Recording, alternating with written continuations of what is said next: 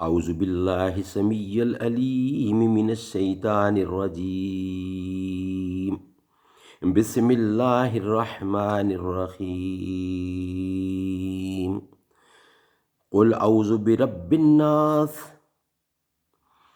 ملک الناس، الہ الناس، من شر الوسواس الخناس، الذی یوسوس فی صدور الناس من الجنة والناس۔ صدق اللہ العلی العظیم۔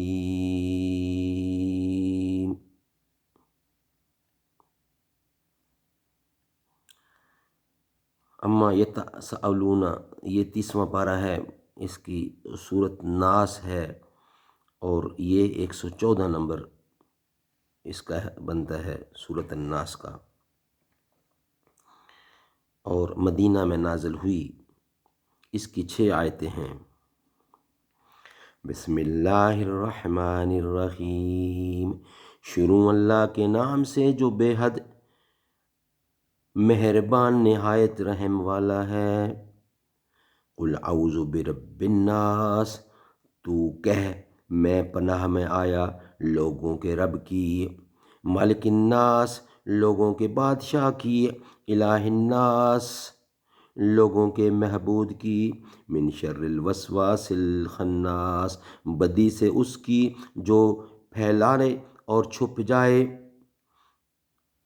الذی یوسوس فی صدور الناس اور جو خیال ڈالتا ہے لوگوں کے دل میں، من الجنۃ والناس جنوں میں اور آدمیوں میں۔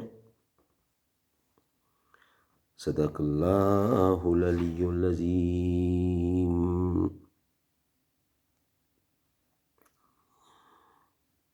اس کا ترجمہ کے ساتھ تشریح۔ اگرچہ اللہ تعالیٰ کی شان ربوبیت اور بادشاہت وغیرہ تمام مخلوقات کو شامل ہے، لیکن ان صفات کا جیسا ایک کامل ظہور انسانوں میں ہوا کسی دوسری مخلوق میں نہیں ہوا۔ اس لیے رب اور ملک وغیرہ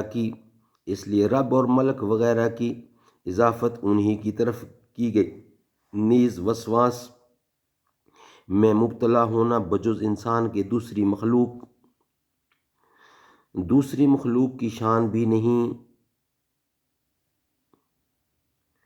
شیطان نظروں سے غائب رہ کر آدمی کو بہکاتا پھسلاتا ہے۔ جب تک آدمی غفلت میں رہا اس کا تسلط بڑھتا رہا، جہاں بیدار ہو کر اللہ کو یاد کیا یہ فوراً پیچھے کو کھسکا۔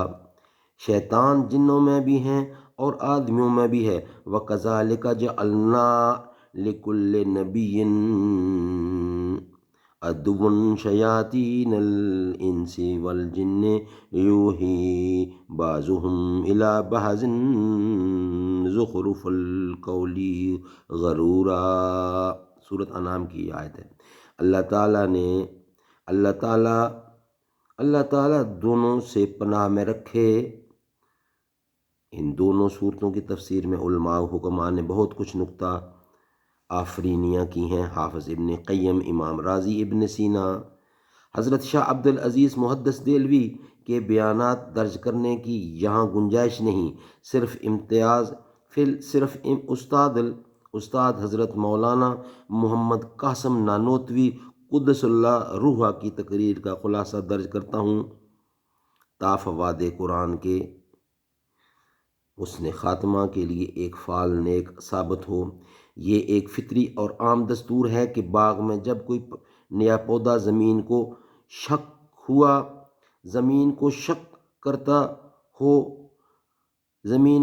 کرتا ہوا تخم سے باہر نکل آتا ہے تو باغبان یا مالی اس کے تحفظ میں پوری کوشش اور ہمت صرف کر دیتا ہے، اور جب تک وہ جملہ آفات ارضی و سماوی سے محفوظ ہو کر اپنے حد کمال کو نہیں پہنچ جاتا، اس وقت تک وہ بہت زیادہ تردد اور ارکریزی کرنی پڑتی ہے۔ اب غور کرنا چاہیے کہ پودے کی زندگی کو فنا کر دینے والی یا اس کے ثمرات کو تمتع سے مالک کو محروم بنا دینے والی وہ کون کون سی آفات ہیں جن کے شرار مضرت سے بچا لیتے ہیں، مضر ضائع ہونے سے بچا لینے میں باغباں کو اپنی مساعی کے کامیاب بنانے کی ہر وقت دھن لگی رہتی ہے۔ ادنیٰ تعامل سے معلوم ہو جائے گا کہ ایسی آفات اکثر 4 طرح سے ظہور پذیر ہوتی ہیں، جن کے انسداد کے لیے باغبان کو 4 امور کی اشد ضرورت ہے۔ اول، ایسے سبزہ خور جانوروں کے دندان و دہن کو اس پودے تک پہنچنے سے روکا جائے جن کی جبلت اور خلقت میں سبزہ و گیاہ کا کھانا داخل ہے۔ دوسرے، کنویں یا نہر یا بارش کا پانی اور ہوا اور حرارت آفتاب غرض کے تمام اسباب زندگی و ترقی کے پہنچنے کا پورا انتظام ہو۔ تیسرے، اوپر سے برف اولا وغیرہ جو اس کی حرارت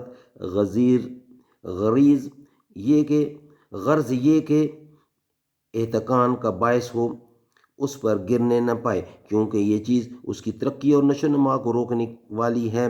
چوتھے، مالک باغ کا دشمن یا اور کوئی حاسد اس پودے کی شاخ و برگ وغیرہ کو نہ کاٹ ڈالے یا اس کو جڑ سے اکھاڑ کر نہ پھینک ڈالے۔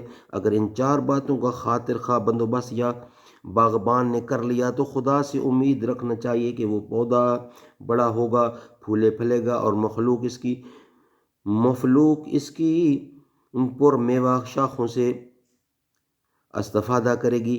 ٹھیک اسی طرح ہم کو خالق ارض و سما سے جو رب الفلق اور فالق حب الغنا اور فالق حب النوا اور چمنستان عالم کا حقیقی مالک و مربی ہے، اپنے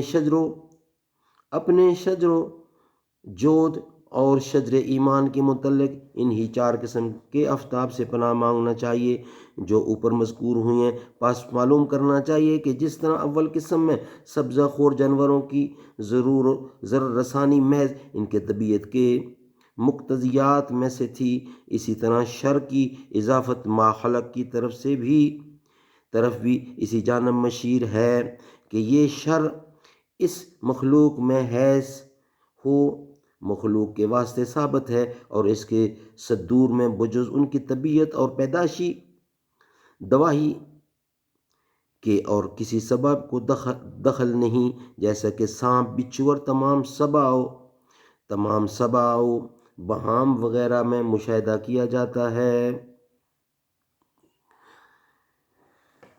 صدق اللہ العلی العظیم و صدق رسولہ النبی الکریم۔ اس کا کچھ حصہ تشریح کا رہتا ہے، وہ انشاءاللہ نیکسٹ ویلاگ میں بیان کیا جائے گا۔ صدق اللہ العلی العظیم۔